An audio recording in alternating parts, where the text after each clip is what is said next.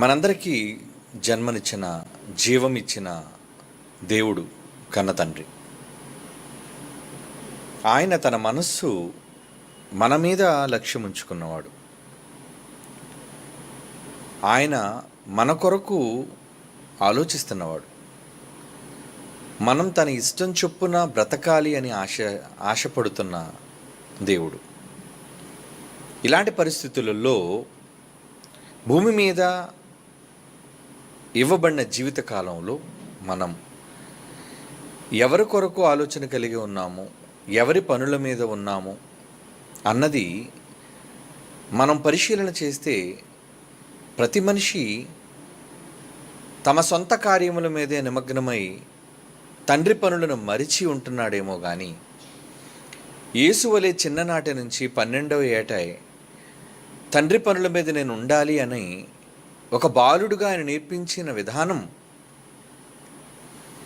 ఈరోజు క్రైస్తవులుగా బైబిల్ చదువుకున్న మనకి లేకపోవటం, మనమంతా దుఃఖించి మన బ్రతుకులను సరిచేసుకోవాల్సిన అవసరత ఎంతైనా ఉంది. ప్రియులారా, మనం దేవుని ఎదుట నమ్మకస్తులుగా బ్రతికితే ఆయన యొక్క కనికరము, ఆయన యొక్క కటాక్షము మనపై ఉంటుంది. మనం ఒకవేళ ఆయనకు విరోధంగా మారితే,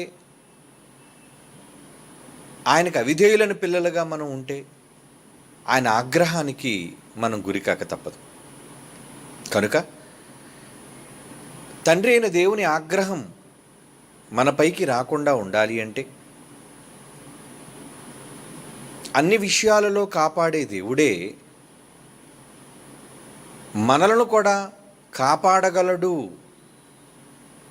కాపాడగలిగిన దేవుడే ప్రమాదంలోనూ నెట్టగలడు అనే భయం మనకు కలగాలి.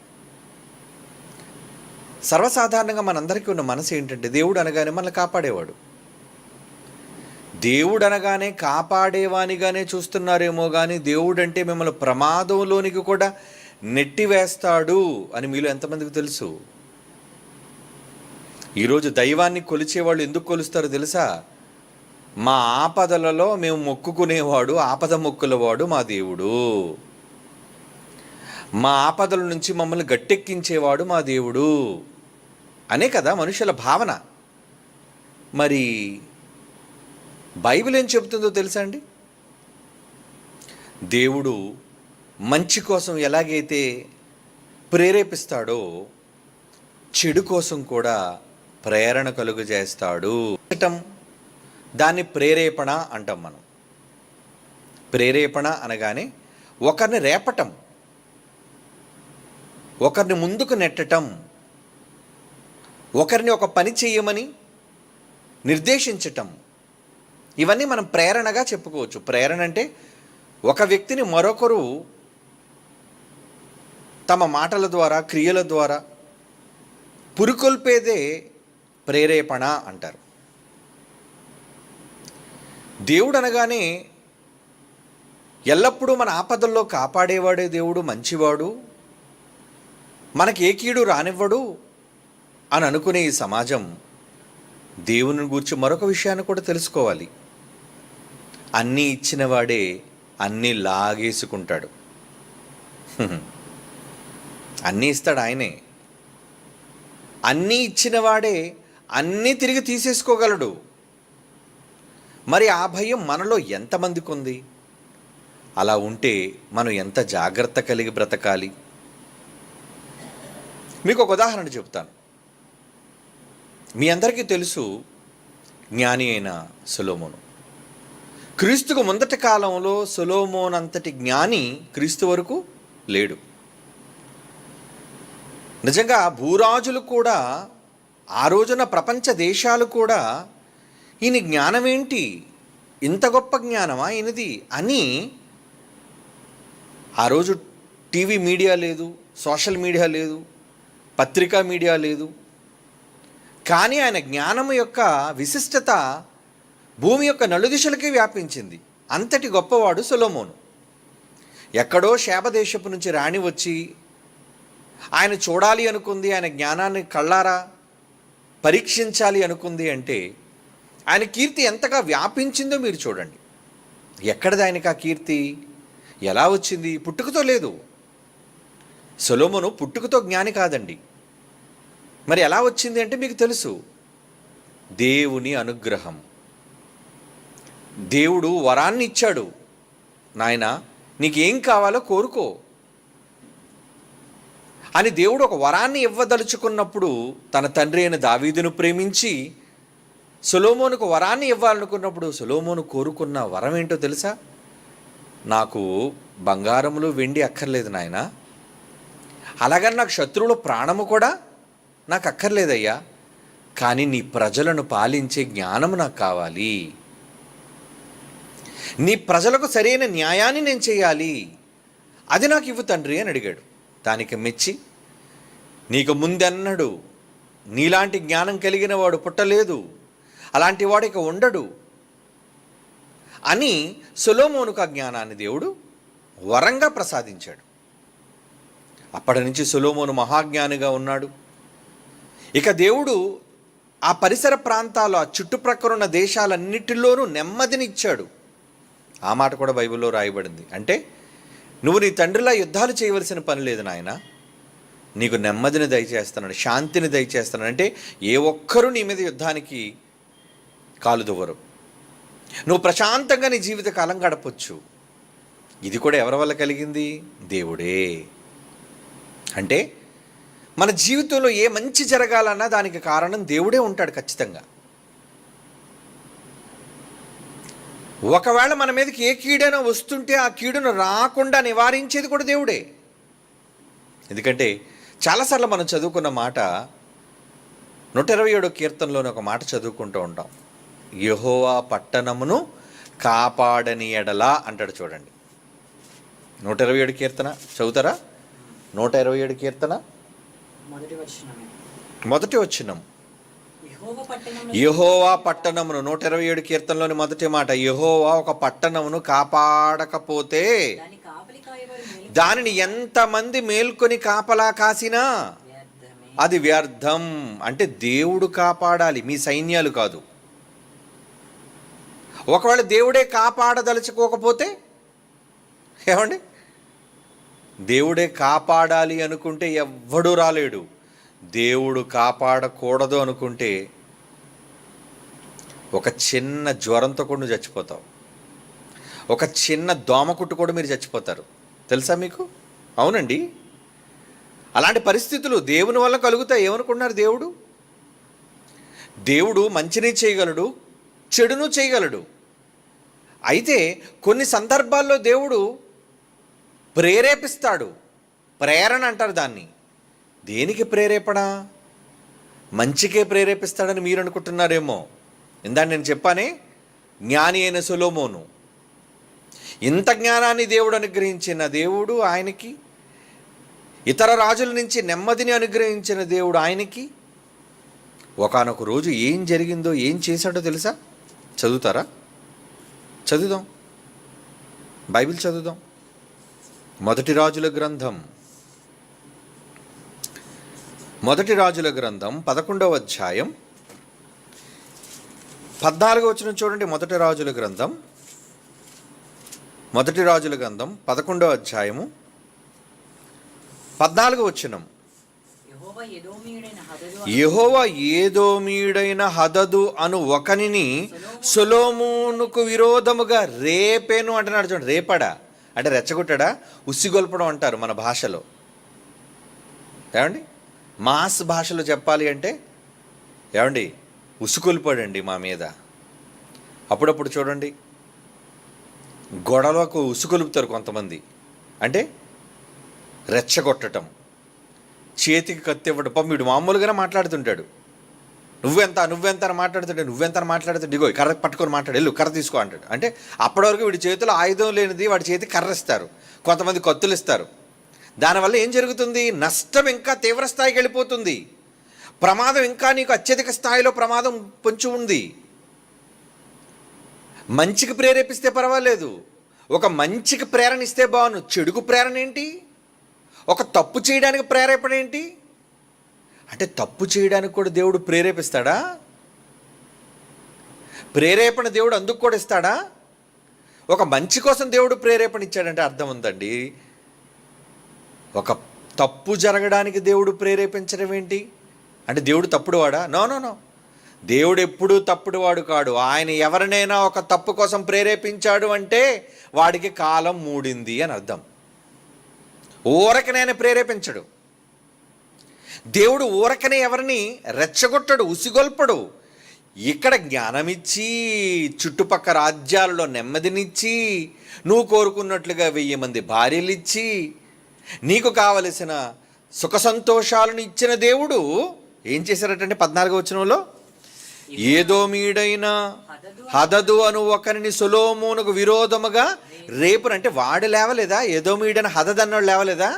ఎవరు రెచ్చగొట్టారు వాడిని? ఎవరు రెచ్చగొట్టారు చెప్పండి? దేవుడే. అంటే దేవుడు తలుచుకుంటే ఎవడినైనా నీ మీద ఉసిగొలుపుతాడు. ఇదేంటండి, దేవుడు ఎప్పుడు కాపాడేవాడని వాక్యాలు మేమంటున్నాం, దేవుడు అంటే మమ్మల్ని రక్షించేవాడు అనే మేము చదువుకున్నాం. మీరేంటండి దేవుడికి రివర్స్గా చెప్తున్నారంటే బైబిల్లో ఉన్నది. నేను బైబిల్లో కాని రెఫరెన్స్లే మీకు చూపించటం లేదు. దేవుడు అంటే ఇలా కూడా వ్యవహరిస్తాడు ఎప్పుడు. అది దేవునిలో ఉన్న లోపం కాదు, మీలో ఉన్న లోపం. 23వ వచనం, 23వ వచనం అదే మొదటి రాజుల గ్రంథం 14వ అధ్యాయం 23వ వచనం. మరియు దేవుడు అతని మీదికి ఎల్యాదా కుమారుడైన రెజోను అను ఇంకొక విరోధిని రేపెను. ఏంటి, ఒకటి సరిపోలేదా? ఏమంటే ఒకటితో విరోధం చాలదా?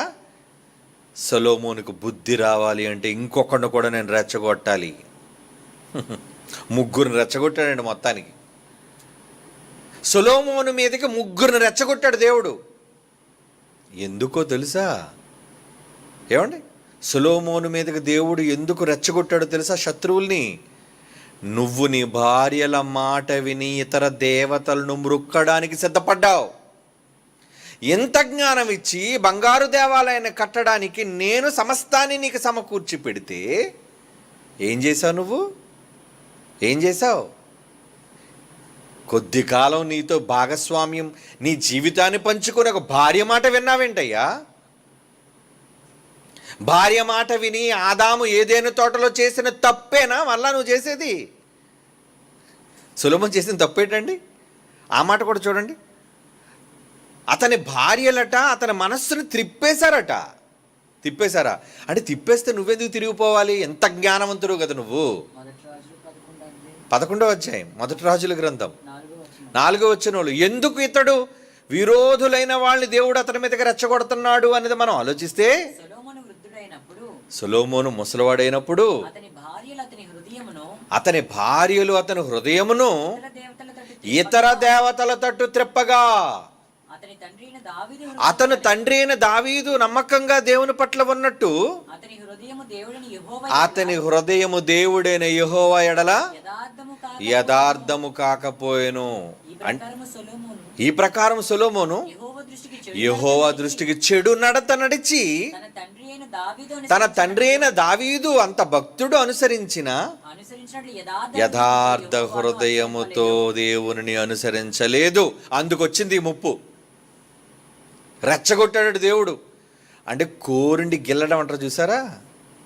కోరుండి గిల్లి శత్రువులు నీ మీదకి పంపడం అంటారు చూసారా?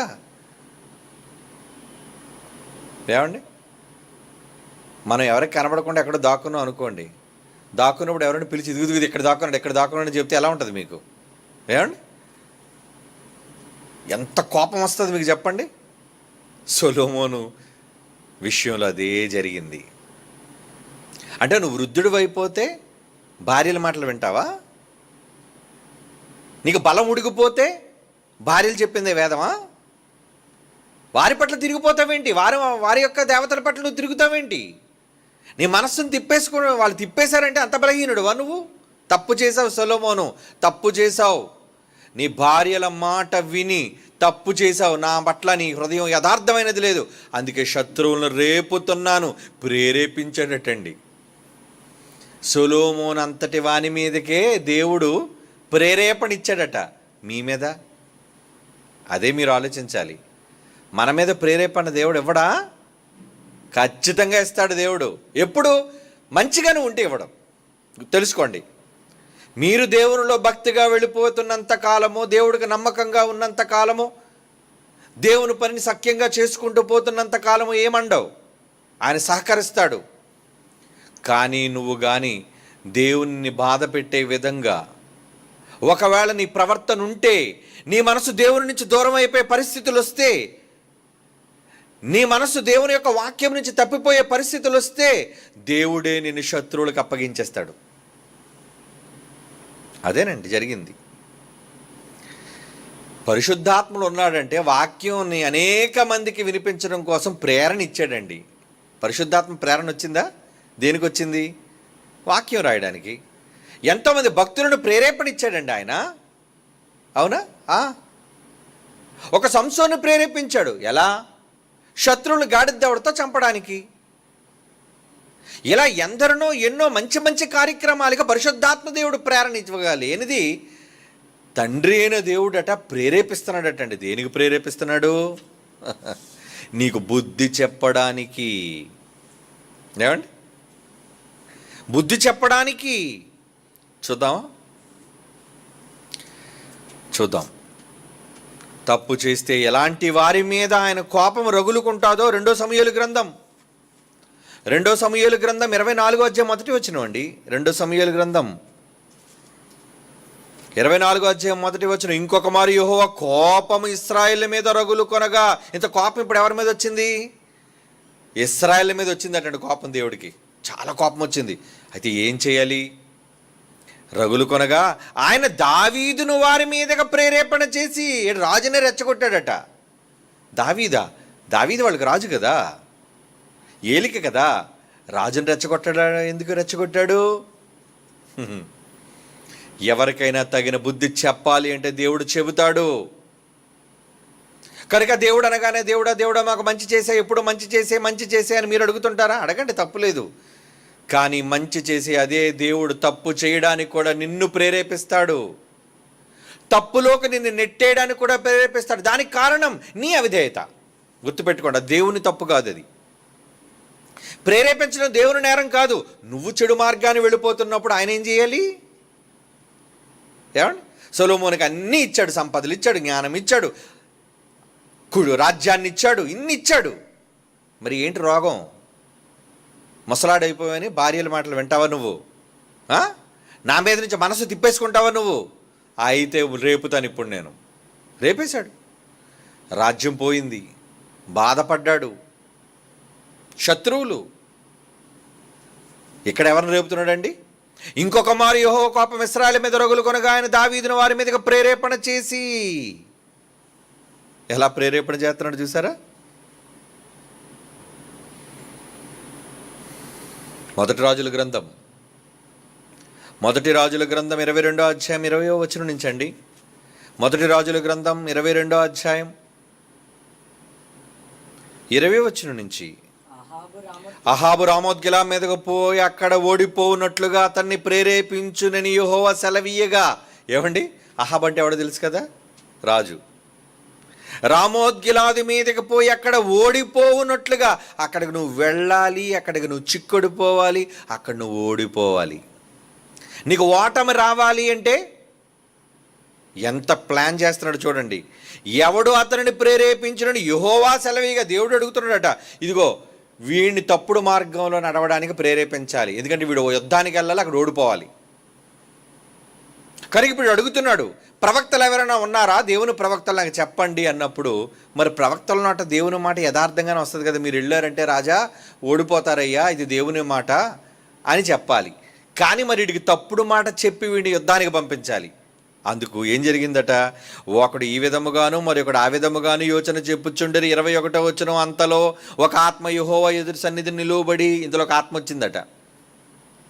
నేను అతనిని ప్రేరేపించదని యెహోవా చెప్పగా, యెహోవా ఏ ప్రకారం నీవు అతనిని ప్రేరేపించదు అని అడిగిన. మళ్ళీ ఈయన అడుగుతున్నాడు, సరేలే ఎలా ఆయన బొట్టలేస్తావు చెప్పు, ఆయన ఎలాగ తప్పుడు మార్గాన్ని నడిపిస్తావు చెప్పు అన్నప్పుడు ఆత్మ ఏమంటుందట? 22వ వచనం. అందుకు అతడు, నేను బయలుదేరి దేవుని ప్రవక్తల నోట అబద్ధమాడు ఆత్మగా ఉందునని చెప్పగా ఆయన, నీవు అతనిని ప్రేరేపించి జయము నొందుదు, పోయి ఆ ప్రకారము చేయము. ఇటు దేవుడేనా ప్రేరేపించడానికి చెప్తున్నాడు? యుద్ధానికి వెళ్తే ఓడిపోతారయ్యా, ఇది నిజం అనుకుంటే అబద్ధాన్ని చెప్పడానికి ఆత్మ యెహోవా దగ్గర నుంచి వచ్చింది. చూడండి, ఇంతకు ప్రేరేపణ ఇచ్చింది ఎవరు? దేవుడే. తప్పుడు మార్గంలో ప్రేరేపణ ఇస్తుంది దేవుడు ఆహాబుకి, దేవుడే. ఎందుకు? ఆహాబ్ మంచోడేంటి? వీడు కూడా ఒక భార్య, విధేయుడు. అవునా? భార్య చెప్పిన మాట జవదాటడు, చేతకానివాడు, దేవుని భయం వాడికి లేదు. రాజు వీడైతే భార్య మాట వింటాడేంటి? ఇంట్లో ఆ నాబోతుని చంపించేసింది, రాజ్యంలో అరాచకాలు సృష్టిస్తుంది. ఏంటి నా నీ భార్య అంటే నీకు అంత మక్కువ? నిన్ను రాజుగా ఇశ్రాయేలు మీద చేసింది నేను కదా, మాటి మాటికి ఆమె మాట వింటావేంటి? కోపం రాదా దేవుడికి? వచ్చింది. కనుక వీడికి నష్టం కలగాలి అంటే వీడు పోవాలి, యుద్ధానికి పోయి ఓడిపోవాలి అక్కడ వాడు. అవునండి, అంటే వాడి యొక్క చావుకొచ్చింది, ముహూర్తం పెట్టాడు దేవుడు. అందుకు ప్రేరణ ఇవ్వాలి కదా, ప్రేరేపణ. చంపడానికి కూడా ప్రేరేపణే. కొంతమంది చూడండి, కీడు జరగడానికి ఏదో ఎవరో తొందర పెడుతున్నట్టు అప్పుడప్పుడు సడన్గా ఎవరైనా చచ్చిపోతే అప్పటి వరకు ఎక్కడే ఉన్నాడండి, ఎంతో చెప్పానండి, వద్దురా వెళ్ళొద్దురా రోడ్డు మీదకి వెళ్ళొద్దని చెప్తూనే ఉన్నానండి. రోడ్డు మీదకి పోయాడండి, నా మాట అనకుండా చచ్చిపోయాడండి.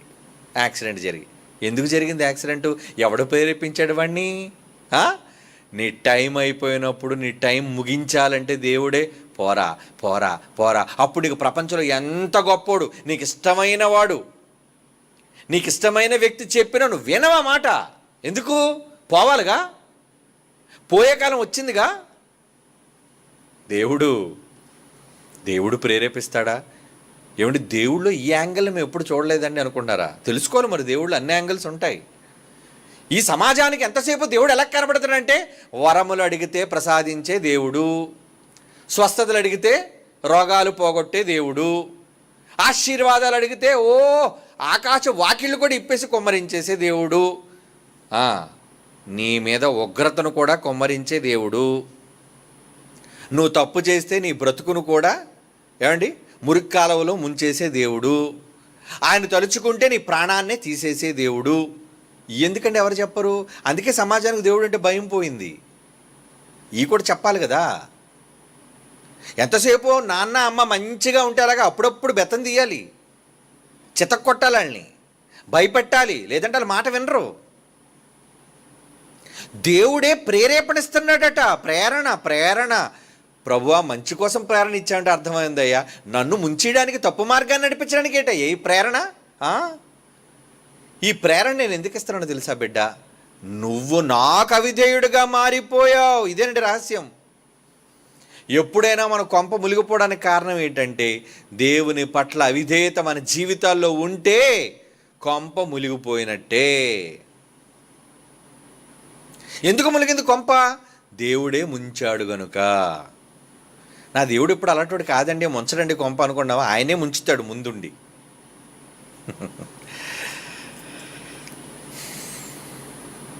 చూద్దామా? 2 దినవృత్తాంతాల గ్రంథం 25వ అధ్యాయం 20వ వచనం. 2 దినవృత్తాంతముల గ్రంథం 25వ అధ్యాయం 20వ వచనం చూడండి, ఏమంటున్నాడు అక్కడ? జనులు ఎదోమీల దేవత యొద్ద విచారణ చేయించి వచ్చారు. ఏమండి, ఏ దేవత దగ్గరికి పోయారు? వీళ్ళకి ఏం సిగ్గు లేదండి? జీవం కలిగిన యెహోవాను వీళ్ళ దగ్గర పెట్టుకొని, ఆ యాషావు సంతతి, ఎదోమీలంటే యాషావు సంతతి అండి. వాళ్ళెవరో దేవుళ్ళని దేవతలు పెట్టుకుంటే అక్కడికి వెళ్ళి విచారిస్తున్నారట. అమ్మా దేవత, బాబు దేవుడా, మమ్మల్ని ఏలినవాడా, మా రక్షకుడా. ఏమిటి దేవుడికి మండిపోదు? మన వాళ్ళు మనల్ని ప్రేమిస్తున్న వాళ్ళు ఎవరితోనో మాట్లాడుతానే మండిపోతుంటుంది మనకి, అవునా కాదా? మనకి నచ్చిన వాళ్ళు ఇంకొకరితో చనువుగా మాట్లాడుతున్నారు అనుకోండి, అందులో ఏముందో ఏదో తెలియకుండానే మండిపోతుంటుంది మనకి, నిజాలు తెలియకుండానే. మరి అలాంటిది దేవుడికి తెలిసి మండదా? ఎందుకు రాదు మంట?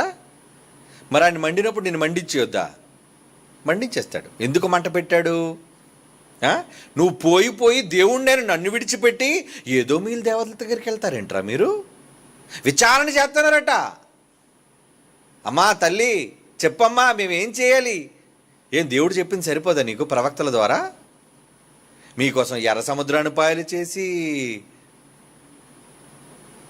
ఐగుప్తు దేశం మీద ఏమో ఎన్నో భయంకరమైన తెగుళ్ళు రప్పించి కళ్ళెదురుగా సముద్రాన్ని విప్పి అందులో ఫరోను ముంచి యోర్దాన్ నదిని పాయలు చేసి శత్రువులందరి మీద జయాన్నిచ్చి రాత్రిపూట ఏమో వేడిగా ఉండడానికి అగ్నిస్తంభం, పగటిపూట ఏమో మేఘస్తంభం, బట్టలు మాయలేదటండి. అంటే 40 సంవత్సరాలు సింగిల్ జెత్త ఉండిపోయారు వాళ్ళు. మరి అంతే కదా, వాళ్ళు ఒంటి మీద బట్టలు మాయలేదంటే చెమట పట్టనివ్వలేదండి. ముడుకులు అరగలేదటండి, ముడుకులు నొప్పులు రాలేదట ఎవరికి, కాళ్ళు కూడా వాయలేదట, కాళ్ళు వాపులు. మనం ఎక్కువసేపు ఇలా కూర్చొని అనుకోండి, నిలబడిన కాళ్ళు వాచిపోతాయి, ఎందుకంటే బ్లడ్ సర్క్యులేషన్ ఉండదు కనుక. ఇశ్రాయేల్ కట బ్లడ్ సర్క్యులేషన్ ఎక్కడ వచ్చి కాళ్ళు వాపులు వస్తాయేమోనని వాపులు కూడా రానివ్వలేదటండి. ఇంకా చెప్పమంటారా, కాళ్ళుకి వేసుకుని చెప్పులు అరగలేదటండి. మనం కొనగానే ఒక సంవత్సరంలోపు చెప్పులన్నీ అరిగిపోతుంటాయి, అవునా కాదా? మనం మార్చేస్తుంటాం జతలు. కానీ జతలు కూడా మారలేదటండి. అబ్బా, ఇన్ని సౌఖ్యాలు పొంది నీరు కావాలంటే అరణ్యంలో నీరు, మాంసం కావాలంటే పిట్ట మాంసం, ఇక సముద్రంలో కావలసిన చేపలు, శుభ్రంగా బీరకాయలు కీరకాయలు కోసుకొని కడుపు నిండా తిని ఉండలేక అమ్మా అని ఏదో మీరు దేవత దగ్గరికి వెళ్ళారటండి. దేవుడికి మండిపోదా? అందుకే ఏం చేశాడు? 2వ దినవృత్తాంతాల గ్రంథం 25:20 జనులు ఎదోమీయుల దేవత యొద్ద విచారణ చేయుచు వచ్చిరి గనుక వారి శత్రువుల చేతికి వారిని అప్పగింపబడినట్లు దేవుడు ప్రేరేపణ వలన, దేవుడేనట ప్రేరేపణ వలన ఏం చేశారట? రెచ్చగొట్టాడు యోధారాజన్ అమజ్యా. ఆ వర్తమానమును అంగీకరింపకపోయాను కనుక శుభ్రంగా అక్కడికి వెళ్ళి శత్రువులు చితక్కొట్టేసి చంపేశారు వీళ్ళందరినీ. చచ్చారండి, యుద్ధంలో ఓడిపోయారండి. అంటే ఒక తప్పుడు వార్త మీకు వినిపించి రాజును సైతం రెచ్చగొట్టి నేను యుద్ధానికి పంపించి శుభ్రంగా నీ తాట తీసి ఏర్పాటు చేశాడు దేవుడు. ఎందుకు? తన కాదని ఇంకొకళ్ళ దగ్గరకు నువ్వు పోయావు. జీవం కలిగిన నన్ను విడిచిపెట్టి ఎవరో దేవతల దగ్గరకు నువ్వు పోయావు. కోపం వచ్చింది దేవుడికి. అందుకేం చేయాలి? వీళ్ళని రెచ్చగొట్టాలి, ఉసిగొల్పాలి, ప్రేరేపించాలి. ఏం చేసి ప్రేరేపించాలి? అబ్బో, ఎన్ని రకాలుగా ఆలోచిస్తారండి దేవుడు. మన భాషలో చెప్పుకోవాలంటే అప్పుడు గొప్ప క్రిమినల్ బ్రెయిన్ అనేది అంటారు కదండి. మళ్ళీ ఎక్కడైనా తీసుకెళ్ళి కొంప ముంచేశాడు అనుకోండి, ఎవడో ఓరు భలే ముంచావురా నాయన, నన్ను తెలిసే ముంచావా నన్ను అంటారు కదా మీరు. దేవుడు కూడా తెలిసే ముంచేస్తున్నాడు మిమ్మల్ని. అందరినీ ముంచడు, ఓరకనే ముంచడు, ఓరకనే తప్పుగా ప్రేరేపించడు. ప్రేరేపించాడు అంటే దానికి అర్థం ఉంటుంది. ప్రేరేపించి నీకు తగిన శిక్ష పడడానికే ప్రేరేపిస్తున్నాడు. దేవుని ప్రేరణ వలన అమజ్యా వర్తమానమును అంగీకరించలేదు. చెప్తున్నా, మీరు మాట్లాడద్దు, అంతే యుద్ధానికి వెళ్ళిపోతాం, అంతే గెలుపు మాదే.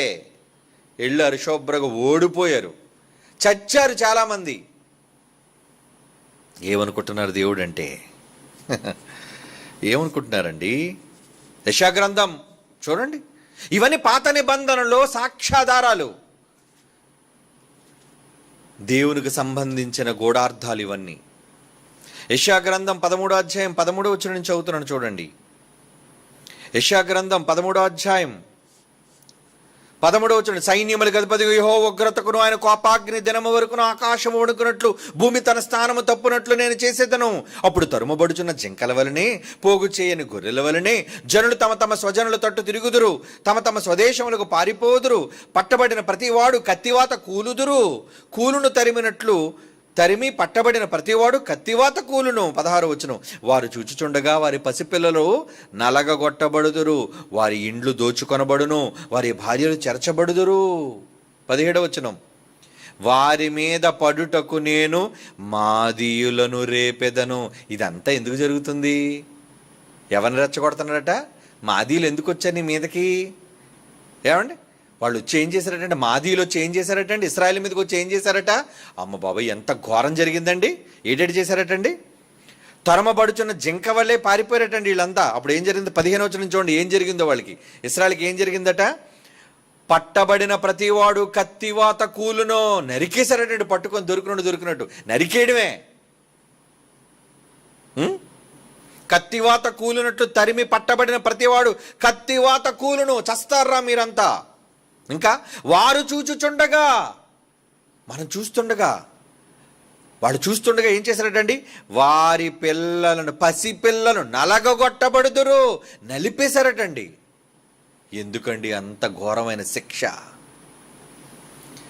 వారు చూచుచుండగా వారి పసిపిల్లలు నలగొట్టబడుదురు, వారి ఇండ్లు దోచుకొనబడును, వారి భార్యలు చెరపబడుదురు. కళ్ళ ముందే, భర్తల కళ్ళ ముందే భార్యలు శీలాలు చెరిచేశారటండి. వినడానికి చాలా ఘోరంగా ఉంది కదండి. సరే, శీలాలు చెరిచేయడం పక్కన వదిలేయండి, కత్తితో చంపేయడం వదిలేయండి, పసిపిల్లలు నలగొట్టడం ఏంటండి?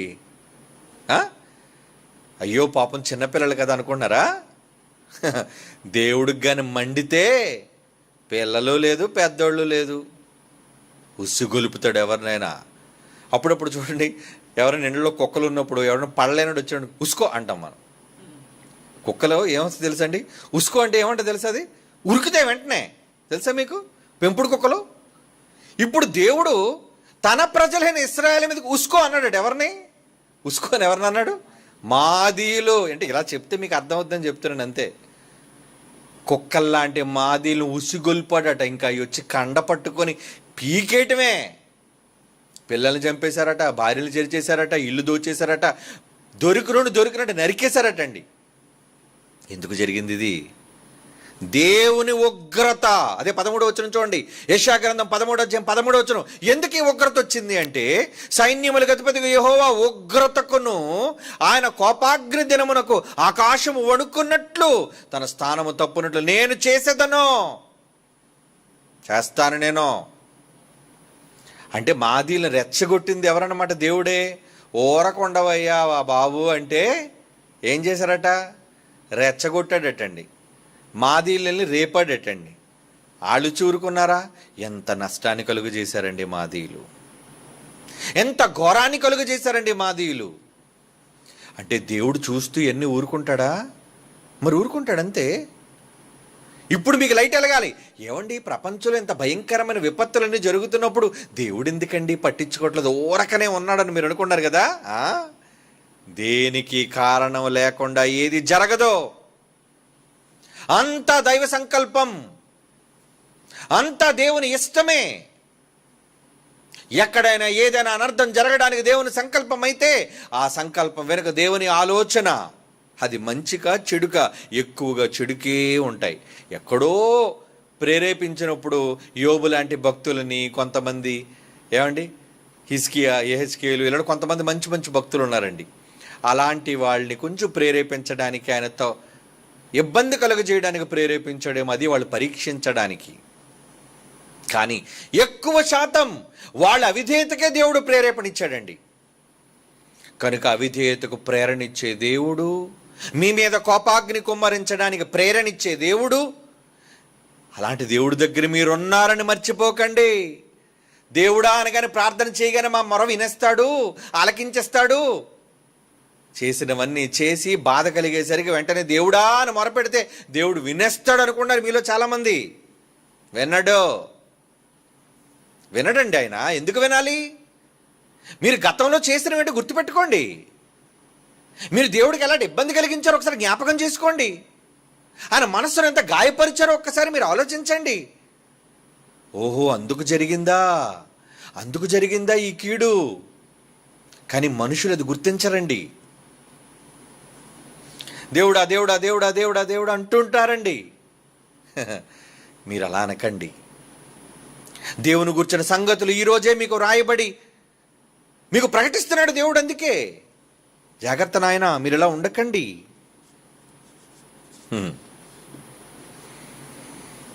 యెషయా గ్రంథం 19:2 చూడండి. యెషయా గ్రంథం 19:2 నేను ఐగుప్తీయుల మీదకి ఐగుప్తీయులను రేపేదను. ఇటు వాళ్ళ మళ్ళా రెచ్చగొట్టడం అంటే, నిన్ను కాపాడాలి అంటే శత్రువులను రెచ్చగొడతాడు. నిన్ను కాపాడాలి అనుకుంటే వాళ్ళే పొడుచుకొని చచ్చిపోయేటట్లు చేస్తాడు. నీ మీద కోపం వచ్చింది అనుకో, వాళ్ళు ఉసుగొలిపి నిన్ను చంపేస్తాడు. ఇది ఎక్కడ గొడవ అండి? ఏమండి, ఏదో దేవుడు అంటే మమ్మల్ని కాపాడడానికి ముందు వచ్చాడు అనుకున్నా, కానీ దేవుడా కాపాడంటే పక్కన శత్రువునికి ఇదిగిడి ఇక్కడ మూల దాక్కున్నట్టు చంపేయనిసి అంటే ఎలా ఉంటుంది మనకి? దేవుడు నువ్వెక్కడున్నా నిన్ను చూసి టార్గెట్ చేసి నిన్ను చంపేసేవాడు ఆయన. మళ్ళీ మామూలుగా కాదు చంపడం, విచిత్రంగా చంపడం. ఏం సంఘం ఏంటనండి బాబు, ఎక్కడ దేవుడి కోసం ఇలా చెప్పడం మేము వినలేదు అనుకుంటున్నారా? పర్లేదులేండి, బైబిలే కదా, నేర్చుకోవాలి, తెలుసుకోవాలి. మన తండ్రి కోసం మనం తెలుసుకోవాలి. భయం కలగాలి దేవుడంటే భయం రావాలి మనుషులకి. ముఖ్యంగా భయం లేనిది ఎవరికంటే క్రైస్తవులకే. బయట వాళ్ళ సంగతి వదిలేయండి, వాళ్ళకి ఎలాగ దేవుడు లేదు, దెయ్యం లేదు, ఎవరూ లేరు. మరి వాక్యం తెలిసిన, సత్యం తెలిసిన క్రైస్తవులు ఎందుకు ఎలా ఉన్నారు అంటే బైబిల్ చదవరా? దేవుడి మీద ఏ రోజు భయం లేదా వాళ్ళకి? ఏం భయం? దేవుడి మీద భయం ఉంటే ఈరోజు ఇన్ని మత శాఖలుగా విడిపోయి కొట్టుకుంటారా వీళ్ళు? దేవుడు వాక్యం ఒకలా ఉంటే దాన్ని వక్రీకరించి ఎవడికి ఇష్టం వచ్చినట్టుగా వాడు చెప్పుకొని వీధుల్లోకి వచ్చుకొని ఒకడి మీద ఒకడు కొట్లాడి ఏమండి చంపేసుకుంటున్నాం అంటున్నారండి. ఈ మధ్యన ఒక కామెంట్ చూపించారండి, నాకు ఒక కామెంట్ చూపించారు. ఏంటా కామెంట్ తెలుసా? మళ్ళీ కామెంట్ పెట్టినోడు క్రైస్తవుడే, మంద కాదులండి. ఎవరో ఇద్దరు విరోధంగా సోషల్ మీడియాలో ఇద్దరు క్రైస్తవులు దెబ్బలాడుకుంటున్నారు. ఇద్దరు బోధకులు క్రైస్తవ మీడియాలో, సోషల్ మీడియాలో ఈ మధ్యన అన్నీ ఎందుకని దెబ్బలాటలు డైరెక్ట్గా వచ్చి దెబ్బలాడరు వీళ్ళు. ఇంటి దగ్గర వీడొక వీడియో పెడతాడు, ఇంటి దగ్గర వాడొక వీడియో పెడతాడు. ఈ ఇద్దరు వీడియో పోస్టులు కూడా మనం చూస్తాం ఇంటి దగ్గర ఉండి. మనకు పనిపాటు లేదు కదా, అవే కావాలి మనకి. మంచి వాక్యం పెడితే మీరు చూస్తారా? వైరల్ అయిపోయిందో మీకు కావాలి. ఎవడని కొట్టుకున్నాడా, ఎవడని చంపుకున్నాడా, ఎవడని నరికేసుకున్నాడా, ఎవడని గొడవలు ఆడుకుంటున్నారా, ఈ కావాలి మనకి, ఇంట్రెస్ట్ మనకి. నేను కళ్ళతో చదివాను, నాకు చూపించారంటే నేను ఎప్పుడు ఆ కామెంట్ల విషయంలో నేను ఎప్పుడు పట్టించుకొని వెళ్ళను. కానీ పిల్లలు స్క్రీన్ షాట్ తీసి పెట్టారండి. ఏమండి చూసారు, వీళ్ళిద్దరి మధ్యన జరుగుతున్న గొడవలలో ఒక కామెంట్ ఇవతలవాడు, ఒక వర్గానికి చెందిన వ్యక్తి మరొక వర్గానికి చెందిన వాడిని ఏమన్నా తెలుసా? రే నిన్ను లేపేస్తాను రా, ఏంటి నరికేయడమే, నిన్ను చంపేస్తాను రా. కరెక్టా అది? అంటే క్రైస్తవులే వీళ్ళు క్రైస్తవులేనా? లేపేయడం ఏంటి, నరికేయడం ఏంటి? అంటే నీకు ఎందుకంత కోపం? ఎదుటివాడి మీద నీకు ఎందుకంత కోపం?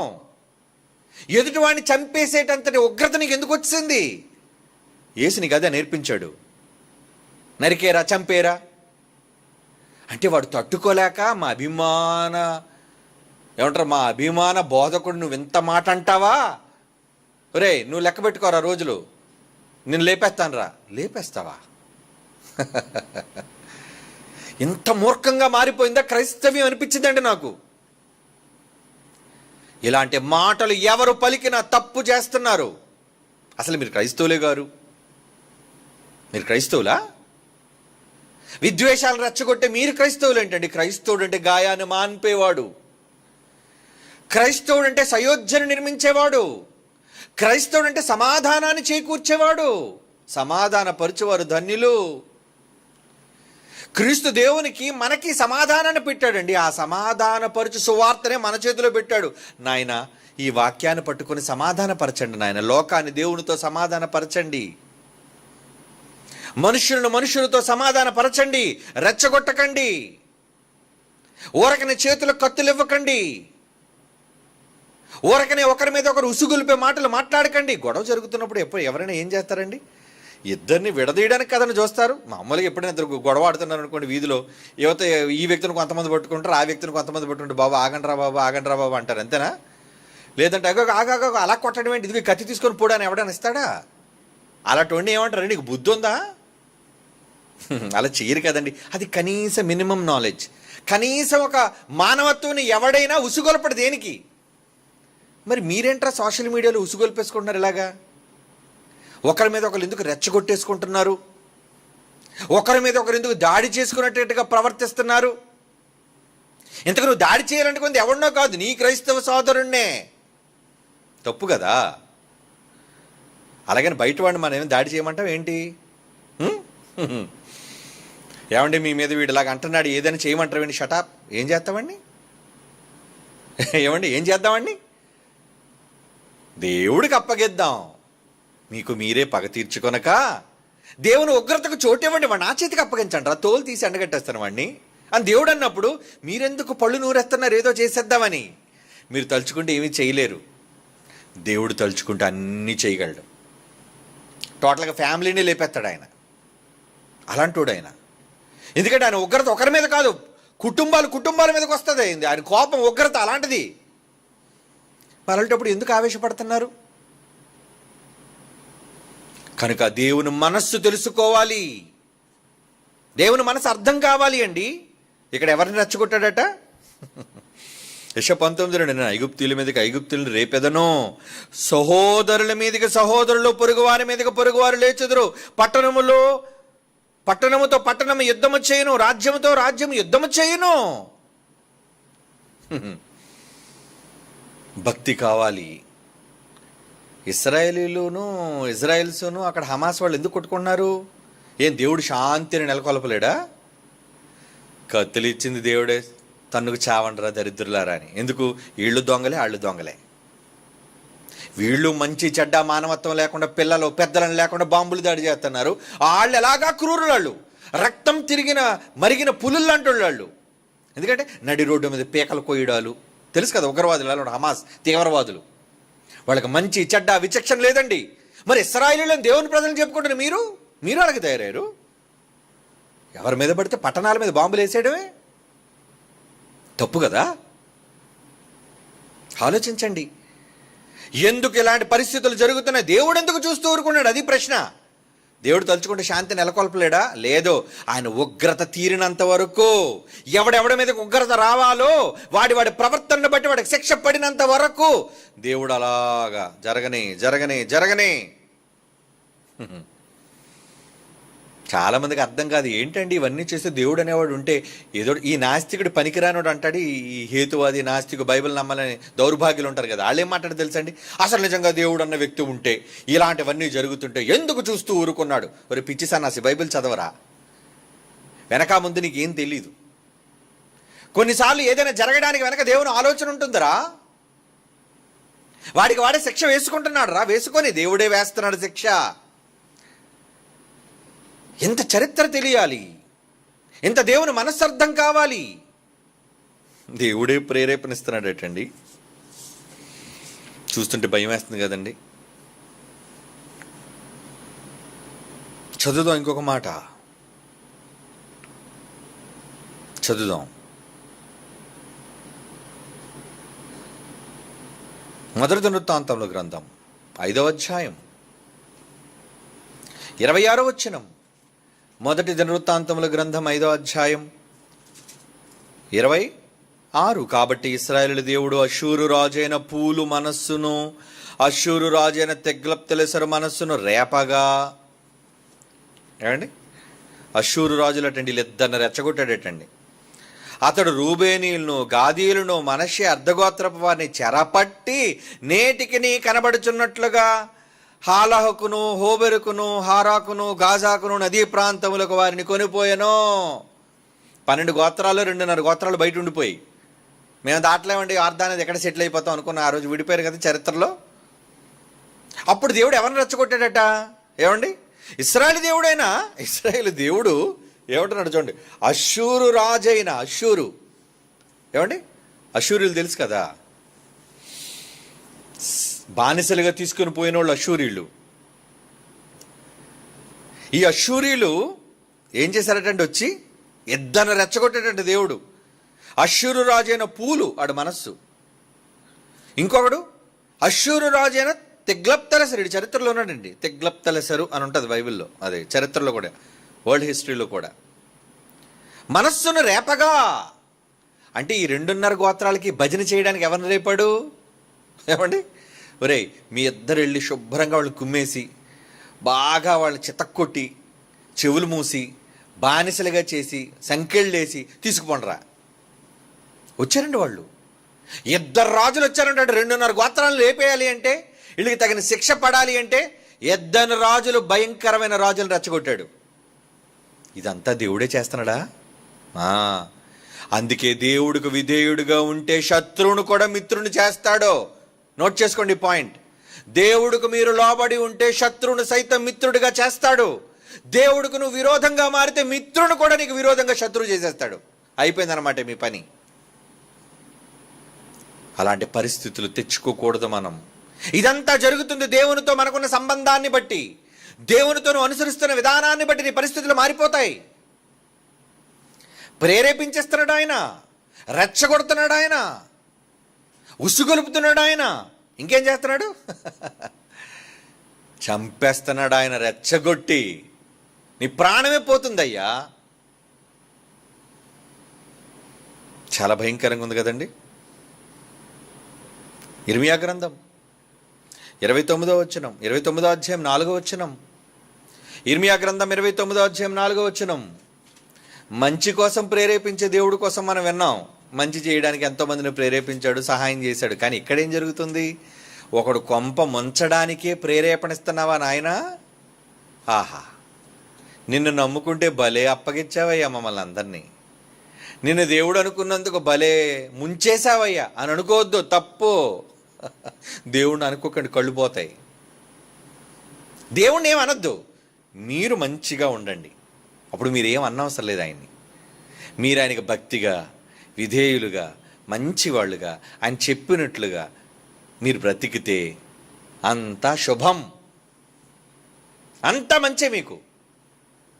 ఇర్మియా గ్రంథం 29:4 ఏమంటున్నాడు అక్కడ? ఇశ్రాయేలు దేవుడును సైన్యములకు అధిపతిగా యెహోవా తన ప్రేరేపణ చేత బబులోను చెరకు తీసుకొని పోబడిన వారందరికీ ఎలాగూ సెలవిచ్చుచున్నాడు. ఇంతకీ ఇశ్రాయేలీలు అందరినీ బబులోను చెరకు ఆడే నెబుకద్నెజరు తీసుకెళ్ళిపోయాడు కదండి. అంటే ఆడు రావడానికి వీళ్ళందరినీ గట్టిగా వాయించి తీసుకుపోవడానికి కూడా ఎవరు రెచ్చగొట్టారనమాట? ఇశ్రాయేలు దేవుడును సైన్యములకు అధిపతిగా యెహోవా తన ప్రేరేపణ చేత బబులోనుకు చెర తీసుకొని పోబడిన వారందరికీ శుభ్రంగా లోపలికి వెళ్ళి వాయించేసిన తర్వాత చెప్తున్నట, ఏం పర్లేదురా, ఇప్పటికైనా బుద్ధి వచ్చిందా? ఎవరు ఎప్పటికైనా నేను లోపలికి వెళ్ళి మీకు బ్యాండ్ వేసిన తర్వాత మీకేమైనా జ్ఞానోదయం కలిగిందా? 5వ వచనంలో చూడండి, ఎంత మంచోడు. మళ్ళీ ఏమంటున్నాడు ఆయన?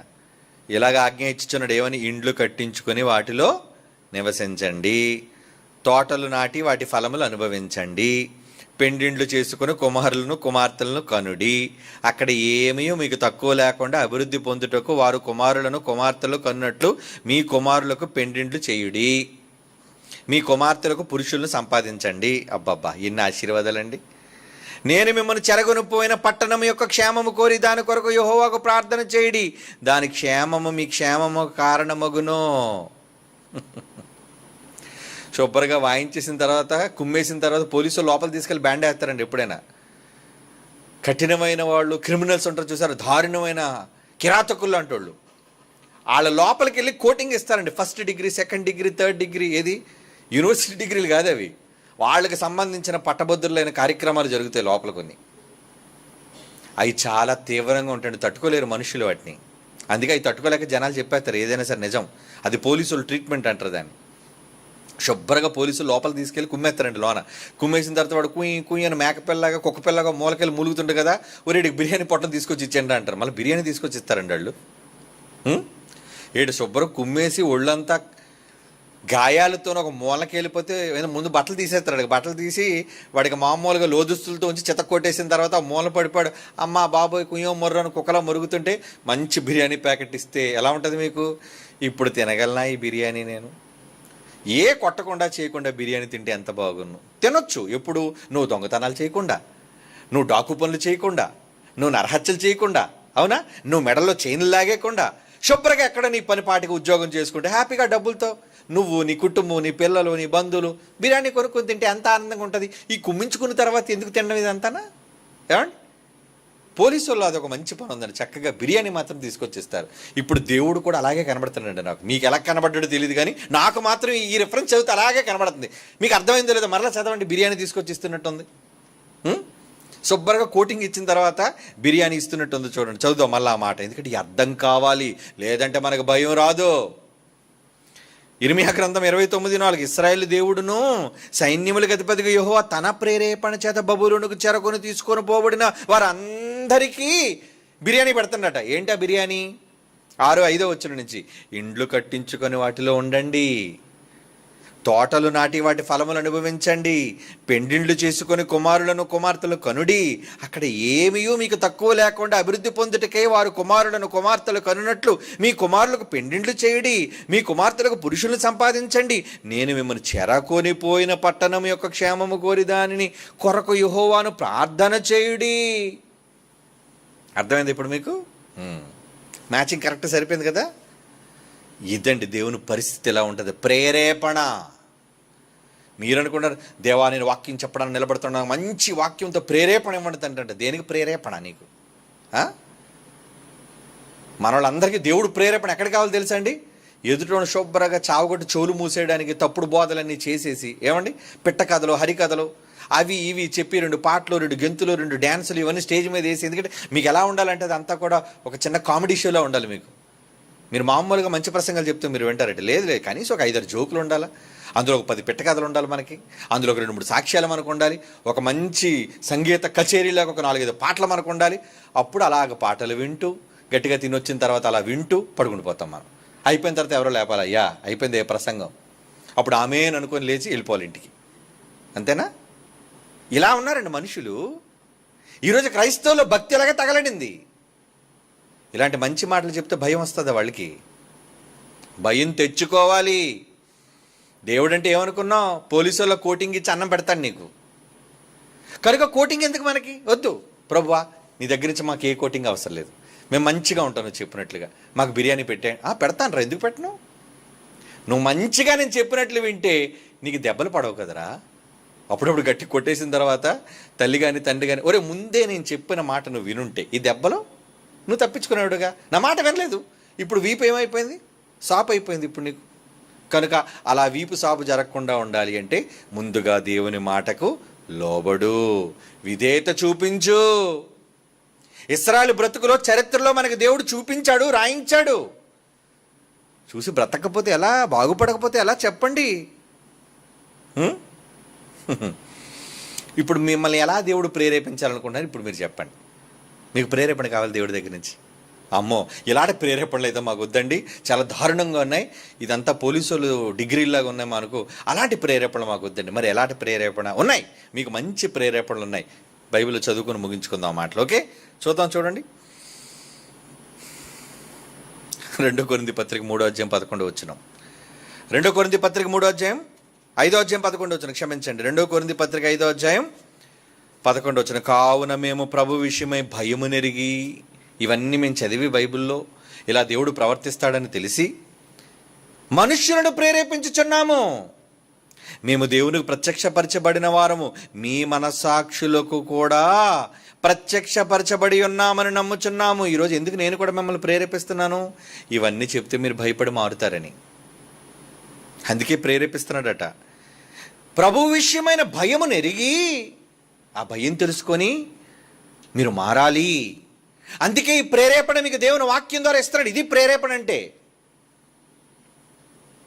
2 పేతురు పత్రిక 1వ అధ్యాయం ఏమండి 14వ వచనం. 2 పేతురు పత్రిక 1వ అధ్యాయం 14వ వచనం. నేను ఈ గుడారంలో ఉన్నంతకాలం మీ సంగతులు జ్ఞాపకము చేసి మిమ్మును రేపుట న్యాయమని ఎంచుకొనిచున్నాను. మిమ్మల్ని రెచ్చగొడదాం అనుకుంటున్నాను, మిమ్మల్ని రేపుదాం అనుకుంటున్నాను, మిమ్మల్ని ఉసుగొలుపుదాం అనుకుంటున్నాను. దేనికి? మీరు మారడం కోసం, అంతే. దేవుని ఉగ్రత మీ మీద రాకుండా, వాళ్ళందరూ ఎలాగైతే దెబ్బతిన్నారో అలా మీకు ఆ కోపాలు రాకుండా ఉండడం కోసం నేను మిమ్మల్ని రేపాలి అనుకుంటున్నాను. మంచిదే కదండి. పేతురు గారు ఎంత మంచోరండి, మంచిగా రెచ్చగొడుతున్నారు, మంచి కోసం రెచ్చగొడుతున్నారు. మరి ఇక్కడ మీకు నేర్పించే పాఠాలేంటి? ఒక మంచి పని, దేవుని కోసం ఉత్తమమైన పని, మీకు మేలుకరమైన పని చేయడానికి ఇక్కడ ప్రేరేపణ జరుగుతుంది, మీకు రేపడం జరుగుతుంది, దేవుని పనుల కోసం ఉసుగొల్పడం జరుగుతుంది. మిమ్మల్ని మీరు ఉసుగొలుతారు మీరు. ఏమండి, దేవుని కొరకు రండారా రండారా రండారా అంటే ఉసుకో అన్నాం అనుకోండి, కాసుకో మేము రాము, నువ్వు రాసుకో మేము ఉండం. ఏం మారుతారండి? 2వ దశలోనిక పత్రిక, దశలోనికలు రాస్తున్న పౌలు 2వ పత్రిక 3వ అధ్యాయం 5వ వచనం. దశలోనిక సంఘానికి పౌలు గారు రాస్తున్న 2వ పత్రిక 3వ అధ్యాయం 5వ వచనం చూడండి ఏమంటున్నాడు. దేవుని యందలి ప్రేమయు క్రీస్తు చూపిన ఓర్పుయు మీకు కలుగునట్లు ప్రభు మీ హృదయములను ప్రేరేపించునుగాక. మంచి ప్రేరేపణ కదండి ఇది. ఇలాంటి ప్రేరేపణ కోరుకుందాం మనమంతా. మంచి విషయాల కోసం ప్రేరణ పొందాలి. రండి, మనం ఎన్నో కార్యక్రమాలు చేస్తున్నాం, రండి ప్రేరేపించబడండి అనగానే నిజంగా మన పిల్లలు ఎంతమంది ప్రేరణ అండి. మాధవరుసలో నిర్మాణం జరుగుతుందారా పిల్లలారా, అవసరం ఉందారా, మాకు నిజంగా టైం లేదు, 3 నెలలు మాత్రమే ఉంది, 3 నెలలు చూస్తే ప్లాస్టింగ్లు అవ్వాలి, గోడలు కట్టాలి, పనివాళ్ళు చూస్తే కూలి ఒక్కొక్కడు 7,800 అడుగుతున్నారు కూలోళ్ళు, ఎలా నాన్న ఎలాగ నాకు సాయం చేయండి అర్రా పిల్లలారా అంటే ప్రేరేపించబడిన పిల్లలు వచ్చారండి అక్కడికి. ఆడవాళ్ళు, చిన్నవాళ్ళు, పెద్దవాళ్ళు వర్షం అనక ఎండలో కష్టపడి పనిచేస్తున్నారండి. ఆ వీడియోలు మీరు చూసారా? చూడండి అర్రా, అది ప్రేరణతో మంచి పని చేయటం. ప్రేరేపణ ఇవ్వగానే పాటలకు డబ్బులు ఇస్తున్నారు, ప్రేరేపణ ఇవ్వగానే నిర్మాణానికి డబ్బులు ఇస్తున్నారు, ప్రేరేపణ ఇవ్వగానే సభల కోసం డబ్బులు ఇస్తున్నారు, ప్రేరేపణ జరగగానే వాక్యం కోసం ముందుకొస్తున్నారు. ఎస్, ఇది మంచి ప్రేరేపణ. ఇలాంటి మంచి ఉత్తమమైన వాటి కోసం ప్రేరేపించడానికేనండి మేమున్నది. మరి మేము ప్రేరేపిస్తే మీరు ప్రేరేపించబడుతున్నారా? ప్రేరేపించబడండారా, మీకే మంచిది. మేము ప్రేరేపించబడము అని మీరు కానీ మొండిగా అన్నారనుకోండి, అప్పుడు దేవుడు మిమ్మల్ని ప్రేరేపించును అని నేను చెప్తాను. దేనికి ప్రేరేపిస్తాడు? మీ నాశనం అయిపోవడానికి, మీ బ్రతుకు బస్ స్టాండ్ అవ్వడానికి, అంతే కదా రఫ్గా మాట్లాడాలంటే. మీ బ్రతుకు ఆఖరికి వీధిన పడ్డానికి దేవుడు మిమ్మల్ని ప్రేరేపిస్తాడు. జాగ్రత్త. మంచి కోసం ప్రేరేపణ అయితే బాగుండు, కీడు కోసం ప్రేరేపణలు కూడా దేవుడు వల్లనే జరుగుతున్నాయి. కనుక ప్రభు మీ హృదయములను ప్రేరేపించునుగాక. మీరంతా ఆమెనానండి, ప్రేరేపించునుగాక. ఆమెను గట్టిగా అన్నారు, మంచిదే, సంతోషం. కానీ ఆమెను అన్నవాళ్ళు గట్టిగా పని కూడా చేయాలి. ఉత్తిగా గట్టిగా ఆమెనని మెత్తగా పని చేయడానికి రాలేదనుకోండి, అప్పుడు దేవుడు మిమ్మల్ని ఆ విధముగా ప్రేరేపించునుగాక. ఆమెనండి. ఇప్పుడు అది అంటే మంచిగా ఉంటే దీనికి ఆమెనంటారు, చెడ్డగా ఉండడానికి కూడా మీరు ఒప్పేసుకున్నారు ఆమెనన్నారు. కాబట్టి ఆ విధమైన ప్రేరేపణ వస్తుంది. కనుక మీ ఎవ్వరికి ఆ విధమైన ప్రేరేపణ రావాలని నేనైతే హృదయపూర్వకంగా కోరుకోవటం లేదు. మంచిగా మీరంతా దేవుని పనులు ప్రేరేపించబడాలని హృదయపూర్వకంగా కోరుకుంటున్నాను.